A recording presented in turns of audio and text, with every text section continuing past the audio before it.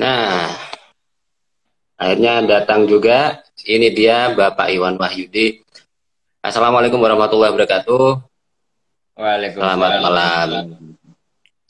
Bro Iwan. Nah, ini saya panggil bro Ya, aja di sini ya.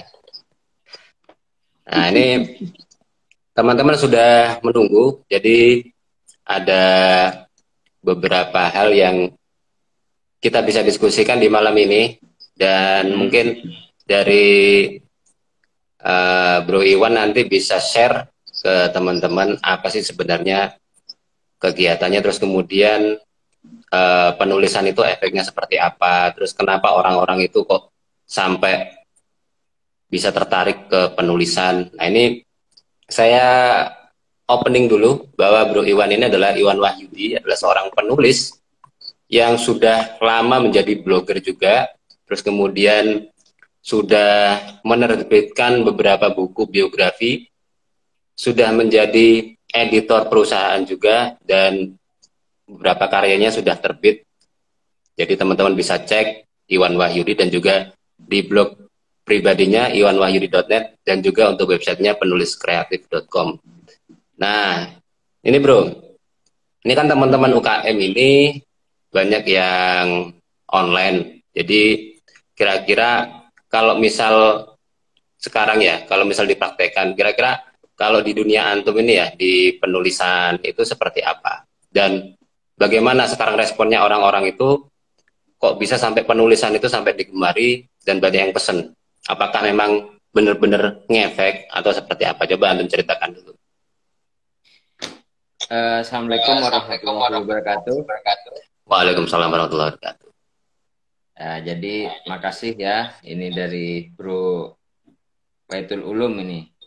Jadi beliau ini adalah guru saya ini di dunia online. Aduh, bukan, Disebut bukan. guru karena beliau tahu ini perjalanan saya mulai pertama bikin web. Jadi jumlah webnya tahu berapa dan yang udah gugur berapa Hampir ratusan. dan yang bertahan berapa. Jadi intinya sih kalau saya awalnya sih kalau kita bertanya branding itu apa gitu kan pasti ada pertanyaan kan. Sebenarnya definisi branding itu kan banyak. Cuman gampangnya itu branding itu adalah menempatkan satu kata Ya. untuk diri kita. Jadi misalkan Pak Ulum, beliau ini ahli branding, nah ahli desain seperti itu. Jadi desain terus branding ini kan masih linier. Ya. Nah, sama dengan ketika kita menjadi penulis, itu kalau bisa ya fokus kita di tulisan seperti itu. Jadi saya memang sejak awal saya punya cita-cita ingin fokus di konten ya, konten penulisan. Jadi fokus di konten penulisan, mulai dari yang apa ya, yang receh lah, mulai artikel sampai ke buku. Nah, buku pun itu kan ada tingkatannya. Jadi mulai personal sampai ke perusahaan seperti itu. Jadi mulai awal didirikan tuh kalau bisa sudah ditetapkan kita fokusnya mau kemana gitu. Nah, seperti itu Kalau juga sekarang mungkin. sudah berapa artikel, bro? Sudah ditulis berapa artikel nih kalau dari awal menggeluti penulisan sampai sekarang kira-kira berapa? Kalau artikel sendiri itu kan kalau artikel di web itu kan ada beberapa web ya. Hmm. Ya itu Ini webnya ratusan sifatnya ini dulu nih. karena web saya ini sifatnya jasa. Nah, jasa ini yang penting tertarget. Jadi traffic nggak perlu yang banyak, tapi tertarget. Tertarget itu maksudnya dalam 10 kali klien itu masuk, maksudnya ini ya, klik ke WA gitu ya. Jadi bertanya ke WA, itu berapa kira-kira konversinya yang benar-benar pakai jasa kita seperti itu. Jadi orang kalau misal mau jualan gado-gado sulit juga ya, bro? Kalau jualan gado-gado sulit. Soalnya Maksudnya bukan apalagi ini ya, web bukan ya. kan ada orang yang fokus gado-gado, jualan gado-gadonya bukan menu ya, maksudnya banyak jualan gitu sulit ya kalau bikin artikelnya. Ya, kalau saya boleh memilih, kan ada orang kan punya satu web, jualannya banyak. Jadi dia punya satu web dibesarkan, tapi jualannya banyak. Kalau saya lebih suka yang spesifik.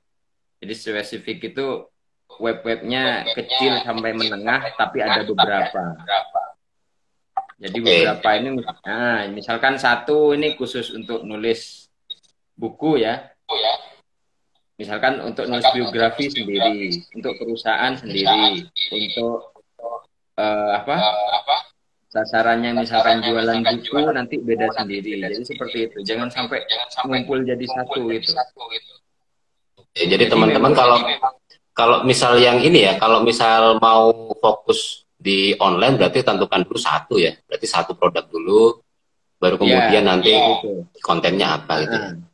Iya. Jadi kalau bisa sih awalnya itu ditentukan satu dulu, satu fokus gitu kan. Jangan campur-campur dulu. Setelah nanti sukses, kalau bisa membangun web yang lain lagi. Jangan apa ya, terlalu beda ya, satu produk sama yang lain. Oke.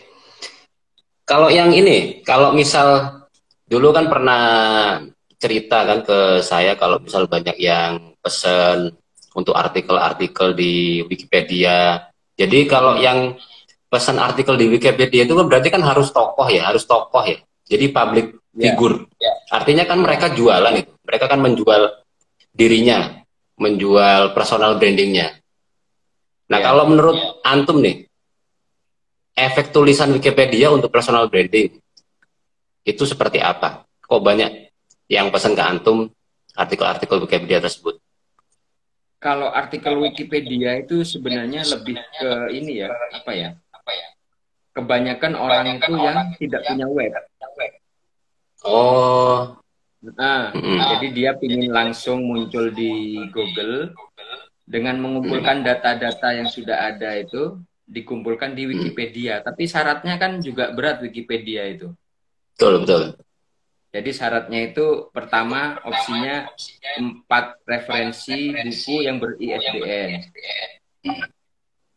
Terus yang kedua kalau nggak ada buku maka dia harus pernah dimuat di media online yang sebesar Kompas, Media Indonesia dan yang lainnya. Jadi kalau nggak ada itu nggak bisa masuk. Oke, jadi kalau orang awam nggak bisa ya? Kalau orang awam sebenarnya gini, Wikipedia itu kan menulis profil itu kira-kira bermanfaat nggak bagi orang banyak seperti itu. Nah, karena itu biasanya kalau artis-artis yang baru itu susah untuk ditulis profilnya, artis-artis yang baru. Karena masih belum terkenal ya, atau mungkin menurut Wikipedia mereka belum terlalu bermanfaat gitu ya? Bukan, karena mereka jarang dimuat oleh media besar. Oh, gitu. Ya berat juga ya syaratnya. Kalau orang-orang nggak terlalu terkenal masuk Wikipedia sulit juga ya bro ya? Iya, termasuk perusahaan juga nggak bisa. Kalau perusahaan itu masih merintis ya, nggak bisa juga. Oke. Antum udah berapa tahun berarti menulis ini? Kenapa? Antum udah berapa tahun ini nulis? Saya nulis mulai tahun 2010. 2010? Ya. Berarti udah 11 tahun ya? Ya, 10 tahun lebih lah. Ya. Nah ini saya mewakili teman-teman yang UKM nih. Kalau antum lihat kalau misal di wall FB atau di Instagram itu kan banyak tuh yang jualan bro. Terus antum kan sebagai penulis nih, kira-kira apa sarannya untuk teman-teman kalau misal postingannya tuh kira-kira kayak kurang menarik gitu? Apa itu dari tulisannya? Kira-kira apa yang harus ditulis biar orang itu banyak yang komentar? Antum kan banyak lihat tuh di wall FB atau di Instagram. Jadi kan yang diharapin orang-orang itu kalau dia posting itu banyak yang like, terus banyak yang komentar. Ya. Mereka kan cuma posting gambar, ini Ya. aku jual bubur ayam, harganya sekian. Nah, kalau menurut antum ini kira-kira elemen apa aja yang harus dimasukkan supaya orang-orang itu merasa asik gitu bacanya? Kalau di caption. Sebenarnya kalau sosial media sendiri itu kan yang penting interaksinya ya. Jadi gak Iya, hanya betul. saat itu saja. Karena jujur saja, seperti saya kan jasa penulisan. Itu tertargetnya itu malah di LinkedIn, bukan Oh, di iya. Facebook. Iya, iya, iya. Jadi kenapa kok interaksi saya tuh di LinkedIn lebih banyak daripada di Facebook seperti itu? Karena kekuatan tulisan antum kan? Iya, dan juga memang target pasarnya juga di situ memang. Ada di situ ya. Oh iya. Jadi kalau di Facebook itu biasanya saya lihat yang banyak di like sama yang di share. Jadi memang karakteristiknya beda.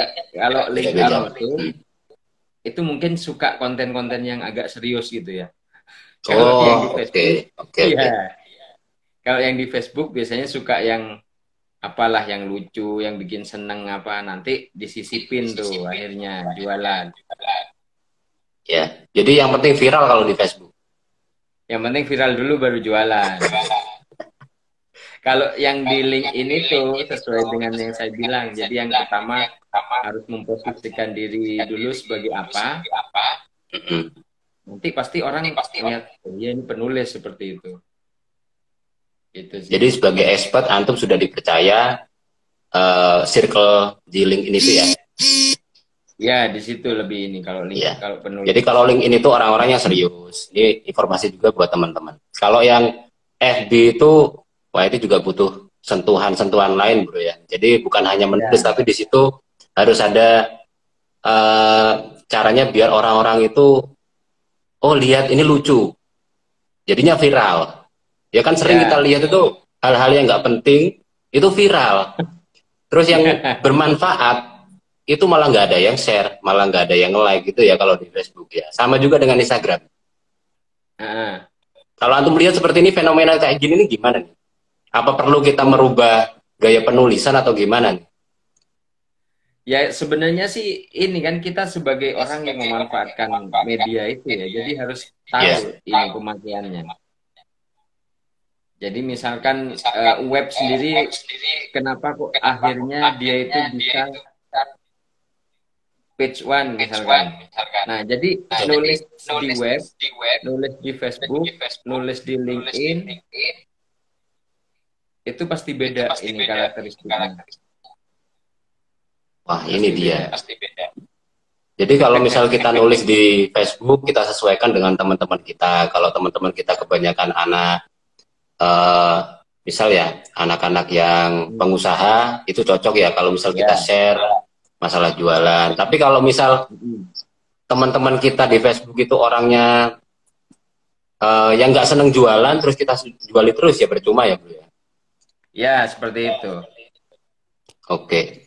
Terus gini, yang ini menarik ya untuk yang page one tadi yang Google ya, artikel SEO. Antum di page one ada berapa nih? Udah berapa websitenya? Ya alhamdulillah, karena saya mulai nulis di 10 tahun. Web saya paling tua itu 8 tahun. Ya untuk semua kata kunci penulisan insya Allah udah ada di page one. Luar biasa ini. Berarti udah jadi master penulisan kalau di Google ya? Enggak juga sih. Sebenarnya karena ini, karena sebagian penulis. Ya, tapi sebenarnya karena sebagian penulis nggak melek sama internet. Gitu. Jadi sayang ya. Kalau antum sudah melek teknologi, jadinya penulisan itu diaplikasikan ke website, jadinya page one. Ya. Padahal sebenarnya kalau kita mau cerdas, dari setiap klien itu yang kita terima, itu kan bisa kita pakai meskipun nggak copy paste ya. Iya, iya, Jadi iya. misalkan kita dapat konten 100 halaman gitulah. Masa dari Hmm. 100 halaman nggak ada kita nulis, istilahnya bikin kesimpulan satu artikel di posting seperti itu. Hmm. Contohnya, nggak apa-apa ya, saya kasih contoh ya. Iya. Iya. Ada satu kata kunci itu yang sasarannya itu adalah konten perusahaan, misalkan penulis annual report. Iya. Nah, saya Ini coba itu, saya cari nih ya. coba antum cari penulis annual report. Penulis annual report. Nah, di nomor 1, 2, 3 Google itu punya saya itu. Nomor 1, bro. 1, 2, 3. 1, 2, 3 ya. Ini punya antum semua nih. Iya, jadi satu halaman Google itu nomor 1, 2, 3. Ya. Pokoknya ada berapa Kalau poin. teman-teman searching ya, penulis annual report itu nomor 1 Google itu iwanwahyudicenter.com. Itu punya Iwan Wahyudi. Terus kemudian penulis annualreport.com. Ini punya antum juga nih. Ya. Waduh, ini gimana yang lain ini? Terus yang bawahnya lagi nomor 3 juga punya antum, penulis annual report. Gak kebagian bro yang lain bro. Terus ke bawah itu ada penulis kreatif.com juga itu. Oh ya, coba lihat ya. Oh ya, berarti ada 4 ya di sini ya. 5 sama yang Kompasiana ya. Oh ya, 5. Wah gila nih. Gila. Ya ini perlu dipelajari. Jadi yang namanya penjualan tuh nggak melulu lewat Instagram, nggak melulu lewat Facebook. Jadi ini orang pasti nyari kan penulis annual report gitu kan. Langsung muncul punya kita misal. Otomatis yang nomor pertama bro, yang pertama ditanya tuh sama klien. Ya, makanya saya usahakan bukan nomor 1 sih, tapi 1 plus. 1 itu banyak punya antum semua. Ya, 1, 2, 3, 5. Jadi satu halaman Google itu bisa 3 sampai 5 blog. Waduh, ini monopoli ini. Udah kayak POC.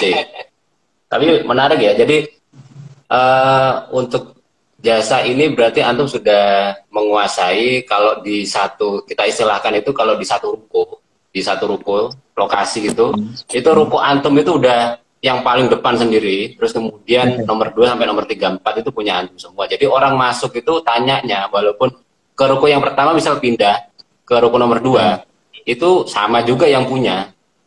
Artinya mereka juga tetap ke antum gitu ya. Iya, jadi alhamdulillah dari blog itu kita kadang mendapatkan yang di luar ekspektasi kita. Jadi misalkan seperti ini. Kita punya blog penulis kreatif gitu ya. Nanti karena blog itu udah banyak orang yang tahu, akhirnya ada juga penulis yang menawarkan jasanya kepada kita. Oh, jadi antum sebagai penerima orang yang menulis juga ya? Iya, akhirnya nanti seperti itu. Seperti contohnya yang ini, Wikipedia atau annual report itu kan nggak bisa dikerjakan sendiri, itu kan sinergi juga. Oke, jadi banyak sekarang timnya juga udah banyak juga ya Bu ya? Ya, jadi adalah kita beberapa tim freelance itu. Jadi sesuai spesifikasinya sih, ada yang untuk konten perusahaan, Wikipedia, artikel, seperti itu. Nah, ini kan orang-orang biar teman-teman ini kan biar terbuka mindsetnya. Kalau ayo bro, ajarin dong jualan online gitu kan. Biasanya pasti mindsetnya itu kan ke Instagram, terus kemudian ke marketplace, terus kemudian ke Facebook marketplace juga. Artinya di sini kita membuka wawasan baru, pintu baru bahwa jualan itu bukan hanya lewat Instagram, bisa juga lewat penulisan blog itu sendiri ya, seperti yang Bro Iwan lakukan. Kalau misalnya antum nih punya saran nih, punya tips untuk teman-teman biar naik halaman 1 kayak gini, nomor satu kayak gini di Google itu seperti apa tips-tipsnya? Kalau ingin naik sih pertama update artikel ya. Jadi kan memang senjata utamanya website itu kan di artikel. Jadi waktu kita mau buat web itu sudah tahu konten-konten yang akan diisi itu apa. Gitu. Okay. Itu berapa hari sekali tuh, bro? Kalau saya ya jujur aja kalau sekarang udah jarang. Dulu awal-awal waktu pengen naik halaman 1. Nah ini kata-kata pingin naik ini. sebenarnya kalau saya kan awalnya otodidak ini. Jadi ya Pak Ulum ini tahu lah gimana perjuangan saya awalnya. Jadi memang bikin web sendiri, nulis sendiri, marketing sendiri, jadi CS sendiri, OB sendiri, ngatur keuangan sendiri ya. Ya itu. Iya. Tapi dampak positifnya adalah saat pandemi seperti sekarang ini, di saat orang itu mungkin susah ya untuk kerja secara online ya, secara online. Jadi kita tuh bisa sudah terbiasa gitu. Ya kayak artikel-artikel ini kan kalau misal kita nggak terbiasa ya stres juga kan, bro. Nah, teman-teman kalau misal ini ya, kalau misal nggak terbiasa nulis, ini Bro Iwan Wahyudi membuka juga kan, ada penulisan ya, ada kursus penulisan ya. Boleh juga belajar ke Bro Iwan Wahyudi, bisa cek juga Instagramnya. Dan kalau kita lihat teman-teman juga yang ingin lebih tahu lagi ke masalah copywriting, itu kan ada caption, itu kan juga teknik atau skill penulisan. Mungkin nanti kita bahas lebih jauh lagi di sesi yang berikutnya ya, bro ya. Karena di sesi ini kita khusus untuk ke pembuka bahwa sebenarnya penulisan itu sangat penting untuk penjualan. Oke, bro Iwan, ini kita hanya sampai jam 8 waktunya. Mungkin nanti kita buka sesi yang lain. Barangkali teman-teman ada yang punya pertanyaan atau ingin menanyakan sesuatu ke Bro Iwan Wahyudi, silakan. Kita buka sekarang. Silakan yang mau bertanya bebas tentang penulisan ataupun tentang bagaimana menjual lewat website. Silakan. Ini di Bogor ya? Ini di Bogor ini? Di Bogor. Oke. Bogor. Kalau saya sendiri kan juga sekarang di Jawa Timur. Makanya penting sekali jualannya via online. Kalau misal kita jualannya via offline, barangkali tempatnya nggak sesuai, atau bahkan yang lihat jasa-jasa kita itu nggak tertarget. Oke, selamat datang Saudara Happy Subyagyo ya. Barangkali ada yang bertanya bagaimana penulisan untuk penjualan, silakan. Nah, ini kita lihat ada Mbak Lia. Dalam penulisan untuk penjualan, apakah juga harus menggunakan EYD? Waduh, ini pertanyaan yang menarik ini. Coba langsung saja dijawab. Iya, kalau dalam apa itu tadi penjualan ya? Iya, dalam penjualan. Apakah Kalau harus dalam menggunakan penjualan EYD? sih nggak perlu EYD sih, nggak perlu EYD. Nggak perlu ya? Kita sesuaikan. Jadi biasa dalam penulisan jualan itu kan ada penekanannya, biasanya pakai kapital sebagian, ya kan? Terus pakai huruf kecil itu sebagai ini aja biar orang lebih fokus ke beberapa kata gitu. Oh, jadi kayak gitu juga. Kalau penjualan nggak usah. Nggak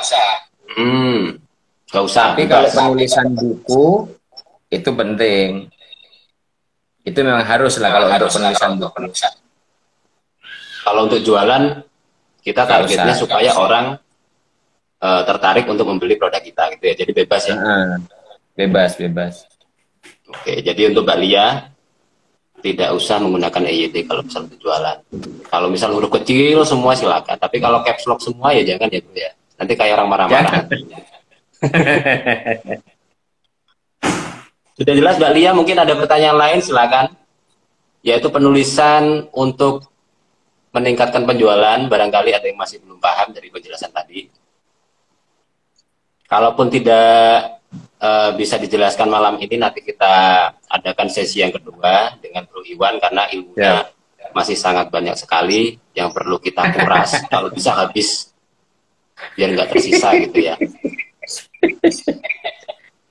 Jadi EYD hanya digunakan untuk penulisan-penulisan resmi.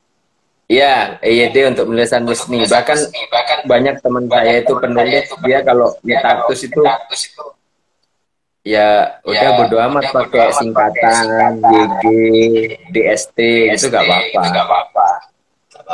Yang penting interaksinya tinggi.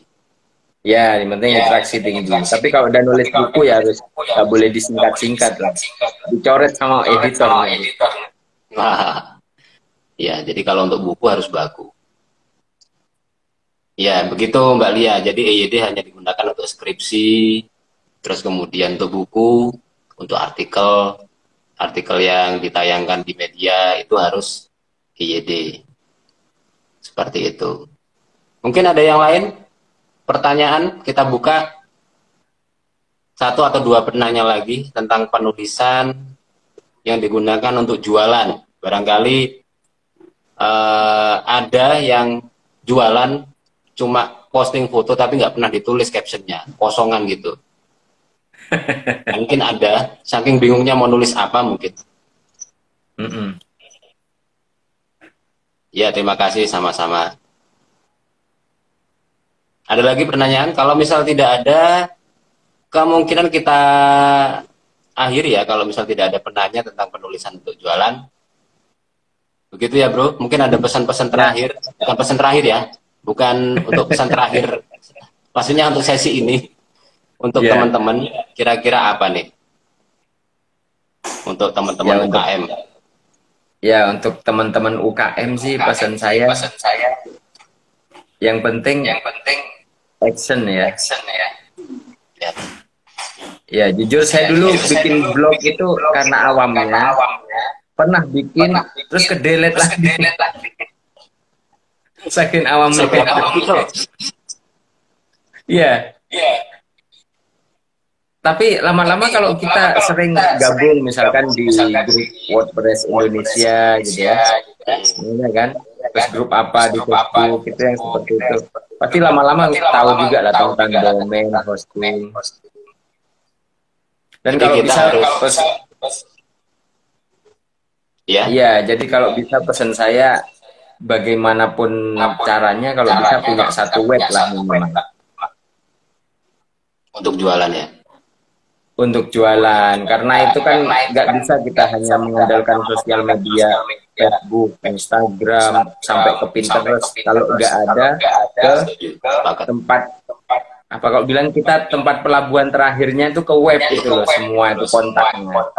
Sepakat. Ya. Mungkin cukup sekian, bro. Ya, terima kasih Bro Iwan. Ya itu tadi ya pesan dari Bro Iwan Wahyudi.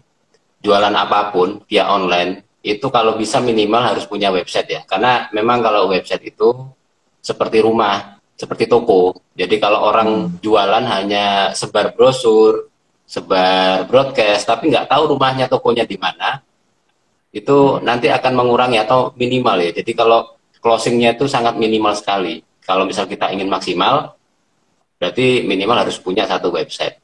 Dan harus nulis ya, harus nulis. Mau nggak mau harus nulis. Yang biasanya ketok-ketok palu juga harus tetap nulis. Kalau misal online ya bro ya. Iya. Ya seperti saya kan gitu, saya kan desain. Orang visual biasanya kan desain. Tapi kan mau nggak mau karena harus terjun ke dunia online, mau nggak mau kan harus nulis. Belajar nulis. Ya. Oke Bro Iwan Wahyudi, terima kasih atas waktunya dan ilmunya. Semoga ini sangat bermanfaat untuk teman-teman yang sudah mendengarkan petuah-petuah bijak dari Bro Iwan Wahyudi, dan semoga bisa langsung diaplikasikan nanti dan action tentunya.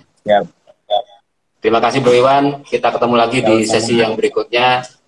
Salam sukses. Assalamualaikum warahmatullahi wabarakatuh. Waalaikumsalam warahmatullahi wabarakatuh.